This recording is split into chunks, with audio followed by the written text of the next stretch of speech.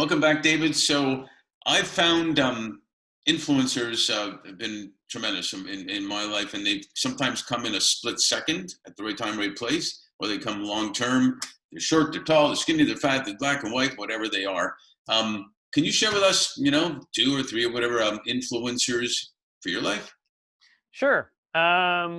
So one was I was extremely fortunate early on to be selected at an early age to work with Dr. Robert Ballard, who was one of the discoverers of the Titanic. And so I was very young. We were in Wow. the Sea of Cortez. We were working on mapping the hydrothermal events. But aside from that extraordinary sort of scientific experience, he also just shared why he was doing that. That he had a family event that was kind of tragic, but he had turned that tragic event into an opportunity to engage students at the high school age in science and broadcast that to the world. And I think that was a case of not just having the world of science opened up, but I want to give him credit for choosing to be a survivor from what was a challenging circumstance and actually bring good from that. And I thought that was very powerful. Two other Cool. people I would mention. There is a Professor Jennifer Lerner, who is at the Harvard Kennedy School. She is a psychologist, and she focuses on 21st century decision leadership.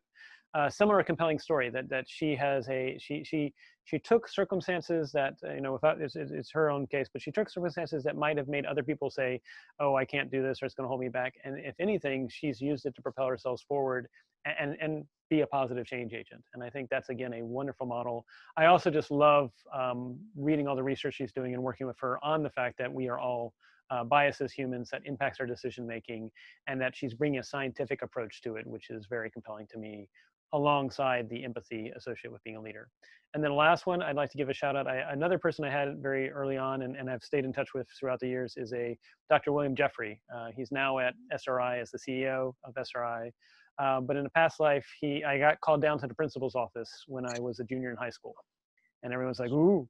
But literally there was Bill Jeffrey and about three other individuals all in suits that said, "We'd like to offer you a job. You can't tell your parents what you're doing, but it will involve some degree of working on classified activities." And at the time it was involving small satellites in the 1990s. Wow. That was a compelling. I don't think I even asked what they were going to pay me. I just said, "Sure. Where do I sign?" But we stayed in touch, and I think he brings both a scientific bent, but also a sense of humor and humanity that I've tried to sort of embody in everything that I'm doing too. I would have, as a kid, just been intrigued that this must be really cool because I can't tell my parents. Yeah, I'm the same. I agree. I think that's how, they, whether they did it intentional or not, they knew exactly how to get someone excited to say, "Sure, where do I sign?" And then later say, "Oh, by the way, it was like $10 an hour in the 1990s." But it was a fascinating opportunity. I got to travel with him to Ogden, Utah. We were doing some things with satellites there and some observations. And actually, he empowered me to lead a project that involved picking up forest fires from space, scanning the wind conditions and topography, and demonstrating at least that this would work as a prototype going forward. And it's great to have great people help you along the way. But I think that shows that for all of us, we need to recognize. I mean, I was a preacher's kid. I mean, there was no real family connections that made it happen.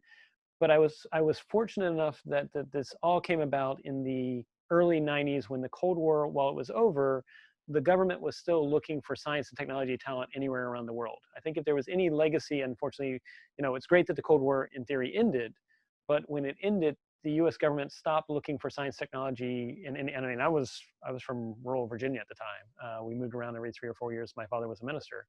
But I think that's something where we still need to do is we need to find talent, not just in the United States, but anywhere in the world, and find opportunities to link it to people that can actually help uplift it. And so that's something, again, I feel like any good leader should try to open the door for those that don't have the opportunity yet to show how they can shine and how they can be leaders too. Well, that's amazing. Pat Riley, I compare a lot of things to sports. Pat Riley said the best legacy I could ever have is any assistant coach or someone that's been in the coaching with me becomes a head coach or more, then that's the legacy. So great influencers. Thanks so much for sharing those. Oh, thank you, Mark, as always. And it's always a joy to be chatting with you about how we can lead with empathy in the way forward. You definitely make me smarter, let me tell you. So thanks, man.